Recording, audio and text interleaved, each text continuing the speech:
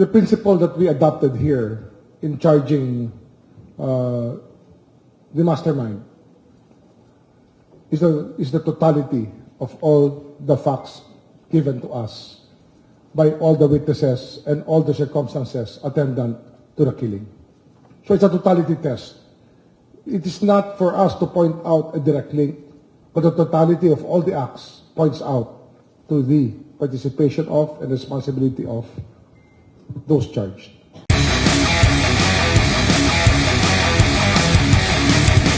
The case has been filed with our prosecutors, and from there we will proceed with the case proper, and hopefully this issue will be laid to rest the way that it should be when a crime is committed against a citizen of the Republic of the Philippines, and especially this time, we're talking about a member of media who was felled by an assassin's bullets last October 3, or a little more than a month ago. So I'd like to give the floor to Secretary Abalos. Unang-una, magandang umaga po sa inyong lahat at sa lahat po ng mga nakikinig. Alam niyo, ito'y makasaysayang araw. At gusto kong pasalamatan ng kagawaran ng opisina ni Secretary Rimulya, ng mga NBI, and of course, ng Philippine National Police. Siguro, iilan lamang ito sa iilang kaso na kung saan talagang nagtulungan ang NBI at ang PNP para talagang resolbahin ang kaso nito. Ito po'y pinag-aralan maigi. Lahat ng mga testigong dapat kausapin, kinausap. At on the record, I would say that this is one of the fastest ng sumurrender itong gunman. I think it's less than 2 weeks nung siya sumurrender dahil nga siya natakot sa buhay niya dahil doon sa cash reward na in-offer natin. From then on, ang daming nangyari. Pero isang pinangako natin ng ating Pangulo na ito'y mareresolba at yung po ang gagawin ngayon. So mamaya po, sabihin na po sa press conference, inanarate po ito ng ating spokesperson dito. Yun na po ang magiging statement namin. At bilang panghuli, kami po muli ay nakikiramay sa pamilyang mabasa tungkol dito. At sa ating mga kababayan na nakikinig kayo, umasa kayo sa mga susunod pa o kung may problema kayo, huwag kayong mag-alala. Andito ang Philippine National Police. Andito ang National Bureau of Investigation. Ang DOJ, ang DILG, sama-sama po tayo para. Magandang umaga po sa inyo lahat.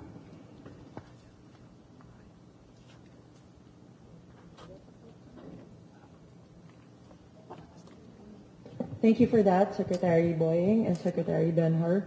Now to read the official joint statement, may I call Attorney Eugene Javier of the NBI to read. Thank you.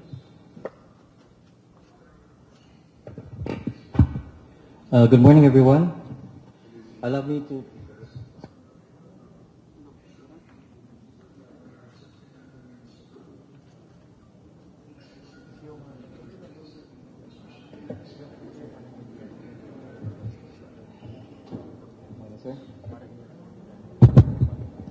Good morning, everyone. Allow me to deliver a brief, not so brief statement. From the very beginning, the tragic shooting of Percy Lapid indicated that it was part of a larger scheme stemming from a deeper motive. As will be described and detailed in this report, what was discovered from the in-depth investigation of Mr. Lapid's death was the unfortunate transformation of a pillar of justice, the correction pillar, into a deep, large-scale, and systematic criminal organization. Thus, this presentation will show that a criminal organization exists and is embedded within a government office. And that office is none other than the Bureau of Corrections, which controls what the United Nations Office on Crime and Drugs describes as the biggest mega prison in the world. Percival Caragbabasa was born on March 14th, 1959. He is better known as Percy Lapid.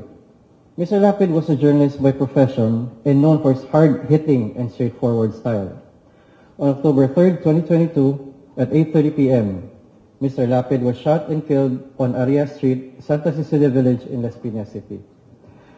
He was driving his black Toyota Innova from his house to the studio when two persons riding a motorcycle in tandem situated themselves beside his car and fired 3 bullets, causing his instantaneous death.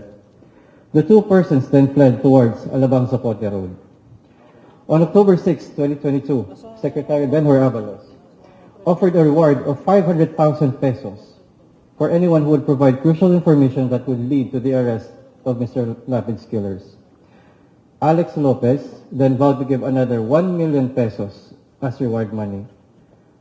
On October 9, 2022, Speaker Martin Romualdez announced that several congressmen jointly contributed 5 million pesos to the reward, which then stood at 6,500,000 pesos. Several pictures of the gunman were published by media and online, and the manhunt began. It was on October 17, 2022, that the gunman, by the name of Joel Escorial, surrendered to the police as he feared for his life, given the reward out and the publicity of the case. He surrendered himself together with a gun that he used to kill Mr. Lapid. After a ballistics analysis was performed, it was determined that indeed it was the same gun that was used in the killing. After questioning, Joel Escorial revealed that a certain June Villamor had contacted and contracted him to execute the orders to kill Percy Lapid. He revealed that there was one person from the New Bilibid Prison, or NBP, and another from the Bureau of Jail Management and Penology, BJMP, as part of the conspiracy to kill Percy Lapid. In an effort to secure June Villamor within the NBP, the investigators requested NBP, but instead faced resistance, subterfuge, excuses, and all kinds of rebuffs, so that NBP officials could avoid the delivery of the inmate to their custody. In fact, on October 17, 2022, the PNP already communicated with certain Bucor officials to secure the co-conspirator to their custody. The Bucor officials denied that there was anyone by that name within their facility. On October 18, 2022, the PNP filed charges against Joel Escorial and other co-conspirators, including June Villamor, making the existence of the co-conspirator a public record. Still, the Bucor remained silent. Later that same day, the chief of the Southern District Police Station of Las Piñas, Police Colonel Jimmy Santos, who heads the Special Investigation Task Group for the Percy Lapid slay, proceeded to NBP to secure the co-conspirator. Again, he was met with much resistance, despite the information already having been made public.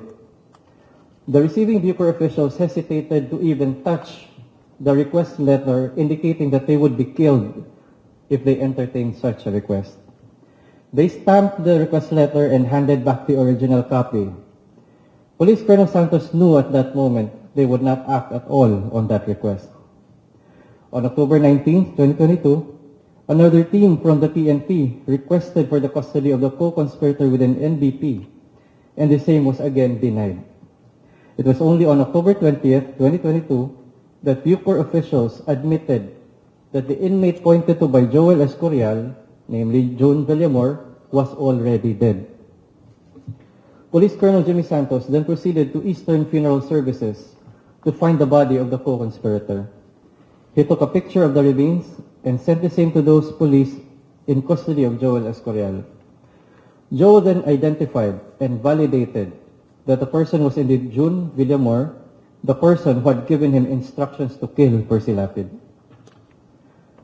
The sequence of events implies that the conspirators planned all along to silence June Villamor and cover up the crime, perhaps even before Joel Escorial's surrender. It was after this revelation that the President of the Republic, Ferdinand Romualdez Marcos Jr., gave his order to Secretary Remulla to preventively suspend Director General Gerald Bantag while there was an ongoing investigation. This came after the President was appraised of the situation and made fully aware of the facts revolving around the death of the journalist. He then instructed for General Gregorio Pio Catapang Jr. to be designated as Acting Director General of the Bureau of Corrections. When the order of the President was effected on October 21, 2022, and Director General Bantag was suspended, and General Katapang Jr. stepped in on October 24, 2022, the latter immediately suspended all of Director General Bantag's people. It was found that DG Bantag's people were from BJMP. They were absorbed from BJMP into Bucor and were given very high ranks despite their low ranks in BJMP. This violates Item 15 of Civil Service Commission Memorandum Circular Number 3, Series of 2001, which prohibits the promotion of an employee to a position more than 3 salary grades above his or her former position. On the very same day, the sister of the deceased co-conspirator, June Villamor, surfaced and sought help from Senator Raffy Tulfo. Since the senator was in Geneva at this time, it was his brother, Secretary Erwin Tulfo, who took custody of the sister and brought her to the Department of Justice for her to share the information that she had. Upon arrival in the department, she met with Secretary Remulla to share Facebook Messenger messages she exchanged with her deceased brother before he died. She showed messages sent to her at exactly 11:59 a.m. of October 18, 2022. In those messages, it was revealed to her by her deceased brother that if he were to die, the following gangs and persons would be behind it: Commander Alvin Labra of the Batang City Jail Gang, Commander Alfie Peña Redonda of the Happy Go Lucky Gang, and Commander Aldrin Galicia of Sputnik Gang. This declaration may be considered as a dying declaration of the late June Villamor. The most relevant portion of the exchange reads, and I quote, "Te, ingatan mo itong sasabihin ko.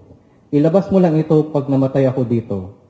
Kailangan walang makaalam nito hanggat buhay pa ako. Pag nawala ako, iparating kay Joel na ang sugo tulo na Commander Didi, Sputnik, Happy Go Lucky at BCJ. Tikang sa opisina ang sugo sa era, Commander Aldrin, Commander Labra, Commander Alfie. Basta ingatan mo yan na walang makakaalam hanggat buhay pa ako. Ayaw na damo pangutana." End quote. Translated to Tagalog, it reads, "Te, ingatan mo itong sasabihin ko, ilabas mo lang ito pag namatay ako dito. Kailangan mo lang makakaalam nito hanggat buhay pa ako. Pag nawala ako, iparating mo kila Joel na ang utos nang galing sa commander ng Sputnik, Happy Go Lucky at BCJ. Galing ang utos sa opisina at inutos sila Commander Aldrin, Commander Labra, at Commander Alfie." End quote.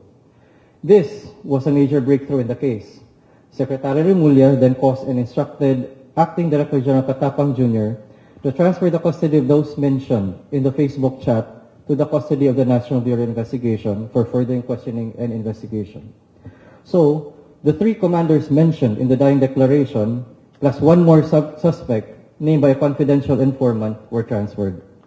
There, they revealed all.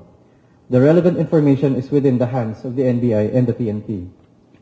Thus, through the unique concerted efforts of the National Bureau of Investigation and the Philippine National Police, with guidance from the Department of Justice and Department of Interior and Local Government, a thorough and candid investigation was conducted jointly.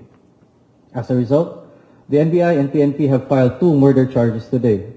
The charges are as follows. First, for the murder of Percival Carag Mabasa, better known as Percy Lapid, we have charged Director General Gerald Kitaleg Bantag, DSO Ricardo Soriano Zulueta as principals by inducement. PDL's Denver Batumbakal Mayores, Alvin Cornista Labra, Alvin Micosa Galicia, and Alfie Peña Redonda are likewise charged as principals by indispensable cooperation for the murder of Percy Lapid. Second, for murder of Cristito Villamor Palanya, alias June Villamor E. Globa, or Crisanto Villamor, nicknamed Edoy, we have charged Director General Gerald Kitaleg Bantag and DSO Ricardo Soriano Zulueta as principals by inducement. PDL's Alvin Cornista Labra, Alvin Micosa Galicia, Mario Hermones Alvarez, and Joseph Medel Jorfo are charged as principals by indispensable cooperation. PDL's Christian Dizon Ramac, Ricky Lamigo Salgado, Rodi Pabustan de la Cruz, and Joel Alog Reyes are charged as principals by direct direct participation. It was found through the investigation that both Director General Gerald Bantag and DSO Ricardo Zulueta were behind the killing of both Percy Lapid and June Villamor. The sworn statements of the PDL show a clear and direct line of communication from Director General and DSO Zulueta to Denver Mayores, who communicate with Alvin Labra, who then coordinated with Alvin Galicia, who then orchestrated and executed the killing of Percy Lapid through his gang members and his gang members' contacts on the outside, ultimately ending with gunman Joel Escorial and his group.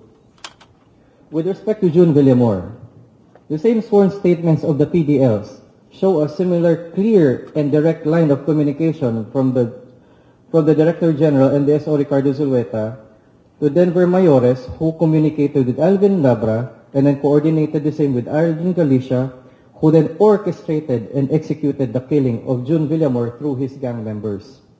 This time, June Villamor was suffocated to death by a plastic bag and held by his own gang members. This unique circumstance shows that the order came from a high official of the Bucor. One usually seeks refuge and protection from his own gang members. The fact that they killed one of their own means and indicates that there were instructions from the top and the gang simply had no choice but to execute. Director General Bantag had a clear motive to effect the murders. For Percy Lapid, it was continued expose by the latter of the issues against the former on his show, Lapid Fire. This is evident from the video sent by DSO Zulueta to Denver Mayores, which was later forwarded to both Alvin Labra and Alvin Galicia. For June Villamor, it was the attempt to cover up the murder of Percy Lapid. We have initial yet credible intelligence reports that indicate that the money trails described by the PDLs match the bank activity of those charged. The self-confessed gunman stated that the reward for the murder of Percy Lapid was 550,000 pesos. According to the credible intelligence reports, within the period of September 15, 2022 and October 7, 2022, there were indeed cash deposits totaling the amount of 550,000 pesos.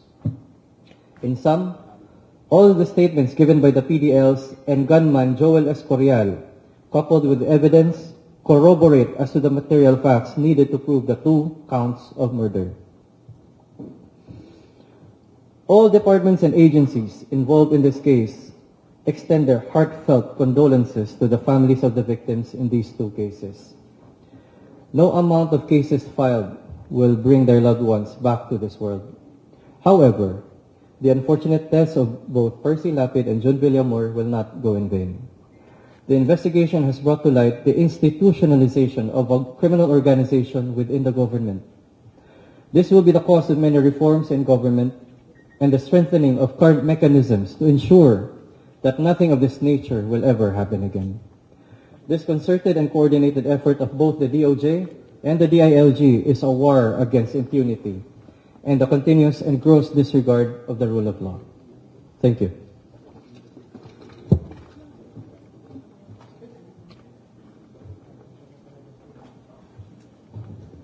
Thank you for that, sir. We'll now open the floor for questions. I'll now turn over the mic to ASIC Nico.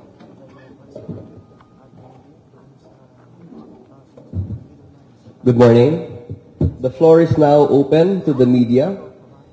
Just as a reminder, kindly raise your hands and wait for an acknowledgement before proceeding to the microphone. Actually, in fact, there are 2 representatives from the DOJ who will be going around with microphones. Please identify yourself and the entity that you belong to before asking your question. Please also indicate the person to whom you are directing the question to. You are allowed 1 question and 1 follow-up to also accommodate the others. Thank you. We're open for questions. Yeah. Hi, good morning. Nico Bawa from ABS-CBN News. I'd like to know if there was a clear link from Bantag to the commanders about the order to kill Lapid and Villamor.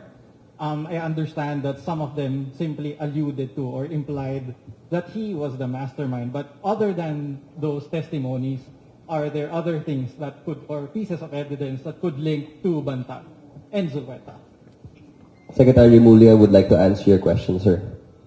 The principle that we adopted here in charging the mastermind is the totality of all the facts given to us by all the witnesses and all the circumstances attendant to the killing. So it's a totality test. It is not for us to point out a direct link, but the totality of all the acts points out to the participation of and responsibility of those charged. May follow-up question then. Normally, when the police and the NBI conduct an investigation, they subpoena everyone who are involved, especially the masterminds. In this particular case, or was there a chance for them to be heard or given their side to explain, or was there a subpoena issued for these two masterminds? No subpoena was issued. That will come because the case was filed already. That will be with the fiscal because they have the rights to counsel and they may answer there. Pero ba't hindi sila binigyan ng pagkakataon? Hindi naman kailangan kasi pinag-aralan niya ng gusto, tinanong lahat ng testigo. And this is an exceptional case. All of these, none of these people would have talked if General Bantag remained as the head of the Bucor. The fear of General Bantag is just tremendous and unbelievable from the eyes of these PDLs. So that we chose this, maybe that we can say that we thought it best in conducting the investigation that we let General Bantag answer his charges formally with the fiscal's office. Next person. At the back. Microphone, please. Good afternoon, sir. John Consulta from GMA 7. We'd just like to clarify, we already established earlier on the two principals will be General Bantag and Zulueta. Can you please tell us how are they related or how can we establish their closeness? And we also learned that in the affidavits issued by the prisoners, they said that they had direct contact with Zulueta. What will be our proof aside from the affidavits they have issued, sir? I think it will be in all the affidavits that are there. There are affidavits for more than 10 people pointing to it. My follow-up question, sir. Now that we have identified General Bantag and Zulueta as principals of this case, will you be leaning in issuing a whole departure order against They will be issued, now they will be issued subpoenas at their last known addresses because we understand that the Zulueta has been in hiding already. He skipped town 4 or 5 days ago. And the General Bantag, we expect to give it to him at the Bucor and his last known address in Caloocan City. possible whole departure order, sir? Whole departure order po. HDO?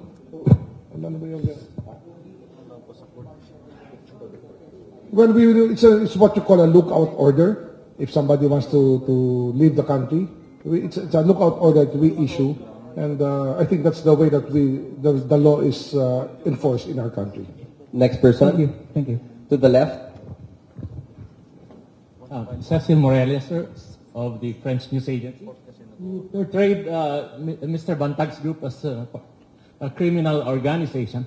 Could you tell us what other crimes did they commit? And I'm particularly interested in whether they had any role in the killing of the PDLs who testified against former Senator De Lima. Well, I will not go to the case of Senator De Lima here.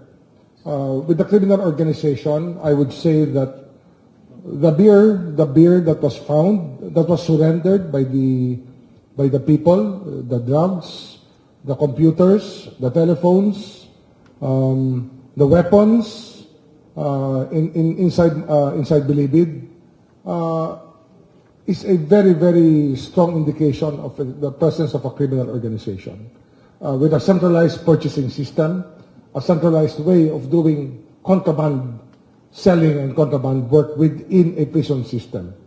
I think that that itself would tell you that there is a criminal organization lurking within. My follow-up, sir.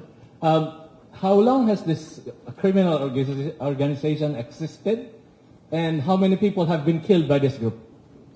That's what we are accounting for now. In fact, one of the things that surprised the investigators in this case was the fact that when they went to Eastern Funeral Homes for the autopsy, the first autopsy conducted by the NBI, they were surprised to see more than 30 corpses inside the funeral home. This is now being studied by the police. And we want to know how all of these people died, the cause of death, and the circumstances surrounding their death. But the presence of the criminal organization, we cannot tell now. We will study it, and maybe we can know how long this has been going on. But definitely, there has been criminal activity going on inside the National Bilibid Prison. Next. At the back. Morning, everybody. My name is Nancy Carvajal with Politico.ph. And my question is whoever can would like to answer. With all due respect to the investigators, the NBI and the police, sir, yung kasing affidavits and the statements of the PDLs, some are saying that it's weaved, yung very coherent, and in fact, iisa yung tono na pinupuntahan, and also apart from the statements, although Nico had asked this earlier, what else do you have that could really link General Bantag, and Zulueta is fine because he was really named, and there were many instances that he really talked to them, but merong cut, sir, there was a layer of General Bantag, and you said of the statements, talagang siya lang ang no one can order it. So if no one can order apart from Bantag, sino pa yung, would you say na meron pa bang sa taas o ni Bantag? Kasi marami rin namang, remember, merong 160 people na they feel slighted of Percy Lapid and broadcasts. Tapos, the second question would be the allegations of graft and corruption of Bantag, sir. Nasama ba yan sa investigation as motive ng pagpatay? Well, I only have one answer to what you said. No? It's the totality of all the statements. I think that we have to stick to that because it is the truth. It is the totality of everything. But apart, sorry sir, medyo makulit na talaga ako. Yung apart from the totality, we heard that, you know, yung statements. And I'm going to repeat it again. It's the totality. Just that. Totality, yes. Just yes, that. Yes. No other physical evidence na. Just well, statements. we will. There are still things that we have to ask. We're 95% closed, but there's 5% that we want to find out about this. Yeah. Thank you so much. Next. And congratulations. Yes, Jairo. Hi, good morning. Jairo Bulyedo from Rappler. I only have one question because natanong na po yung sa higher up. General Bantag already said na hindi siya magpapakulong. Mayroon pa siyang non-verbatim po na word na parang magkamatayan na lang daw po ng gobyernong ito. Ano po yung mga measures na gagawin natin aside from the HTO para ma-ensure natin na magiging accountable si Director General Bantag for this crime, alleged crime? Thank you. We will furnish him documents that he can defend himself with, so that he can be informed of all the charges against him and all the testimonies against him, so he can answer intelligibly. We will give him due process. He will have the right to counsel, as all people are entitled to the right to counsel. Besides that, all of these words are not within our grasp.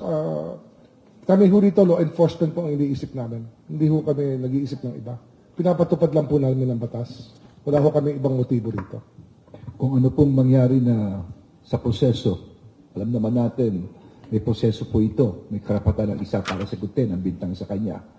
Kung ano ang maging desisyon, kailangan ipapatupad po namin ito. At andyan po ang NBI at PNP para ipatupad ang magiging desisyon po rito sa kasong ito. Next. Yes, ma'am. Hi, sirs. Linawin na po namin yung motibo sa pagpatay kay Percy Lapid. Kung ano po yung, kumbaga, malinaw na motibo dun po sa pagbabanat po niya? Ang unang-unang sinabi na namin sa statement, nung unang simula pa lang, nung inuutos pa lang ito, pinadala na yung video ni Percy Lapid sa mga gagawa ng krimen. And sir, yung mga inmates po, yung sa mga dating kaso, I know natanong na kanina, pero not specific sa kaso naman ni Secretary de Lima, pero meron bang mga nabanggit, for example, na previous cases involving Bantag and Zulueta in connection with deaths dun sa iba pang mga prisoners doon? Yan po, susuriin din namin muli. Kasi nga, marami hong tanong na lumalabas. Kasi marami hong nagsasalita ngayon na hindi nagsasalita dati. Marami hong impormasyon na pumapasok habang tayo po'y naririto. Hindi po nauubos ang impormasyon na pumapasok sa amin tungkol sa nangyayari sa loob po ng kulungan, sa loob po ng bilangguan, sa loob po ng bilibid. Next. Yes, ma'am. Yes, good morning. I'm Donna Pasibugan from Inquirer. So, talking about due process, so how does the presence of the DOJ, no less than the Secretary, how will it affect the process now, considering that it will still undergo preliminary investigation? Does this mean that this will automatically be filed in court? Charges filed in court? This will be evaluated by the prosecutors. I do not meddle with the work of the prosecutors. But probably more important is the fact that it would go to court, if ever. The courts will be the ones to decide. The prosecutor's job is really executive in function and not judicial.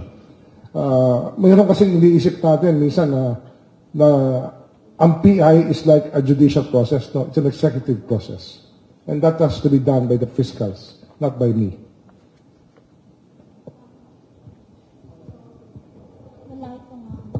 Wala itong deviation from the normal process. Wala akong nakikita ang deviation. There's no deviation. Ganun talaga yun. Pagka final dito, diretso na sa korte. I only guided the whole investigation. I just made sure that the Bucor and the NBI were in close contact and the police were in close contact. That is the role that we play dito. It's a leadership role that we play as secretaries of DILG and Secretary of Justice. Sinisigurado ho natin umaandar po lahat ng makinarya ng gobyerno for public interest. Okay, we'll be entertaining two more representatives from the media. First, yes, sir. Yes, Mike, please. Sir, Benjamin Pultapok sa Philippine News Agency. Sir, tatluin ko na yung tanong. First question is, would you like to reply to the insinuations made by General Bantag that efforts were made to oust him as early as August this year? Tapos, second question ko, sir, yung seemingly contradicting autopsy reports, will they both be included in the investigation or will one be excluded? Hindi, kasama pareho yun. Do you want me to distinguish between the two? Yes, sir. Yung conflict lang, sir. O, sige. Yung unang autopsy report was done without the knowledge of the dying declaration and without the affidavit of the persons who knew about how Villamor was killed. NBI came in blind when they did the first autopsy. The second autopsy was guided already. We gave all the information available already because this was done a week after the NBI. So when Dr. Fortune conducted her autopsy, she already knew about the dying declaration and she already knew about the affidavit of the persons who were there when the killing happened, the killing of Villamor happened. So there's no conflict between the two. Sir, yung first question ko ulit ay yung Mr. Bantag is claiming persecution Tapos yung third question ko, sir, yung biglang, sige, sir, yung first question na lang muna, The nakalimutan. persecution, I don't think that's within the within our realm, no? Kasi persecution is not the game of the DOJ. We are here to seek justice. I don't think that somebody who is the Director General of the Bucor can be persecuted. It is one of the things that does not happen. And if you look at it, he will probably be the highest official of this land ever charged with a case of this gravity. It just has to happen. Hindi tayo namimili rito, wala tayo sinisino.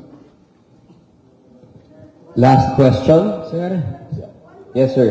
sa DCRS po si Boy Gonzales, paano natin mapipigilan lumabas ng bansa yung mga respondent kung lookout bulletin lamang kung wala tayong hold departure order? At isa pa po, May gumaandar na ho ang batas. Sa lookout bulletin pa lang umaandar na po ang batas. Huwag kayo mag-alala. magkakaroon po ba ng panel para mapabilis ang investigasyon ng DOJ? Depende na ho yan sa mga prosecutors if they find it necessary para ma-interpret nila lahat ng ebidensya.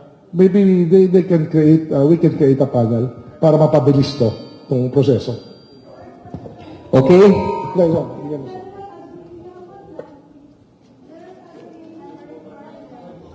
Please use the mic, ma'am. Kay General Azarin po and Director De Lemos. Where is General Bantag and Superintendent Ricardo Zulueta as of now? Where are they? I mean, As mentioned earlier, si Mr. Solueta he has been into hiding few days ago pa po. For General Bantag, ma'am, wala pa naman pong arrest warrant, so I think he's still free to roam around. We just have to find out the exact location po niya. Okay, thank you so much. We hope the yes. Nag-exert ng effort ng NBI para mo-locate si Solueta. And we were informed that he went on AWOL. Wala na siya. Pero hindi humihinto yung ating efforts to locate him. Si General Bantag naman, wala pa naman siyang warrant of arrest. Kaya minomonitor lang natin. At para malaman natin later on kung saan yung kanyang whereabouts. Thank you very much. We hope the secretaries and resource persons have sufficiently answered your questions despite the time limit given. We would like to invite Secretary Abalos to give his closing statement. Well, number one, I would like to thank the NBI, the DOJ, the PNP, for the resolution of this case. I'm calling out to Solueta. Solueta, sumuko ka na. Just like ito nung una, sumuko itong gunman because of the fear of his life. Hindi malayo mangyari sa iyo ito. So you think things over. Mic test. So again, I'm pleading to Solueta to just surrender right now. Just like the gunman who surrendered.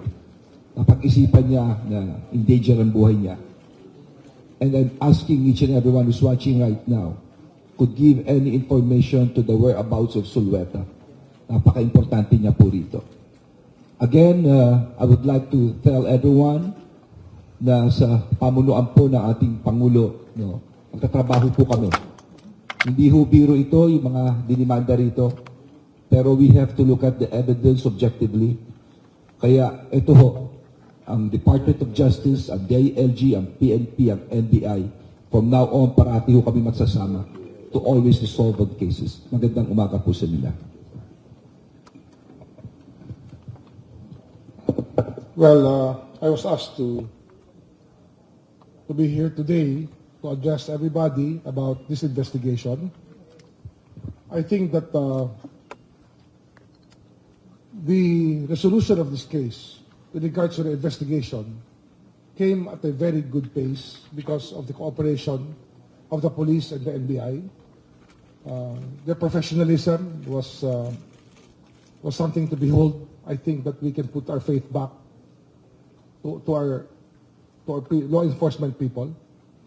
And that I'd like to ask Sulweta and DG Bantag to surrender and to face the charges. If they are innocent, the law will uphold them. If they're guilty, then they will have to face the consequence. Ganun lang ho talaga ang sitwasyon ngayon eh. Mahirap talaga to fall from grace, especially from a very high perch. May sinasabi nga ng iba, yung impunity nito kakaiba. Kasi nagbubukas pa lang ang mga facts na nangyari sa loob ng Muntinlupa, sa Bilibid. Ngayon marami nagtatanong sa amin tungkol hindi lang nga sa alak, tsaka sa drugs na nasa loob. Marami pa tinatanong sa amin, ano ba yung nangyari sa mga drug lord na namatay? 18 drug lord ang namatay within a span of 75 days. All of COVID and cremated right after. Marami ho talaga mga krimen pa na ating kung kailangan tingnan or allegations of crimes. And the criminal activity inside has to stop. Prior to this, prior to the case of Percy Lapid, the DOJ was already working on reforms of our correction system. Kasi nga, it is the biggest mega prison in the world. It is not easy to manage. Pangalawa, ang talagang trend ngayon sa penology ay talagang i-cut down na ang sizes ng mga prisons or mga piitan, mga kulungan to a maximum size of 2,000 to 2,500 people. Ito po na-propose na natin ito. Kaya nga, ito po meron na hong ginagawa ang DOJ dito. Matagal na. Kasi ito nga ang produkto ito talaga ang problema na na-identify na noong araw pa. So, we have to move on from this. We have to learn our lessons from this. Kinakailangan matutunan natin na hindi na dapat ginagawa ito o nangyayari ito. We do not accept it as a matter of fact or a matter of course that it will happen inside Bilibid. We have to endeavor to change it. Marami na sining ginawa tungkol dito, marami ng chismis, marami ng alingaw-ngaw tungkol sa nangyayari sa loob ng Bilibid. Ngayon, na sinasagot namin ng tanong, ba't marami pa rin tanong? Mas marami kayong tinatanong sa amin. Things that you took as a matter of fact before, ngayong hinarap namin sa inyo, parang hirap tanggapin. Pero yun po yung katotohanan eh. Mahirap tanggapin ang katotohanan. Pero yun po ang totoo. Wala ho kami mapapala rito mag-invento ng uusigin. We will not invent. We do not want to persecute anybody. Believe me. Wala ho tayong gustong apihin dito. Inalabasan namin ang pruweba na ibinigay sa amin ng mga tao na sasalita na may kaalaman sa mga pangyayari sa loob ng bilangguan. Tanggapin natin po na ganun ho talaga. Mahirap tanggapin ang katotohanan. And this is the truth. We have no motive here but to unmask the truth so that justice may be done. Maraming salamat po. Thank you very much. With that, we end the joint press conference of the DOJ, DILG, NBI, and PNP. We would like to thank everyone who has graced the event. A good day to you all.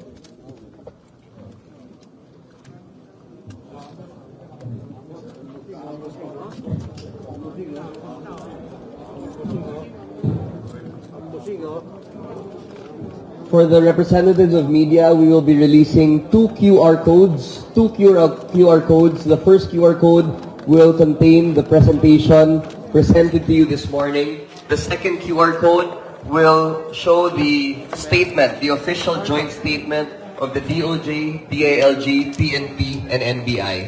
Thank you very much.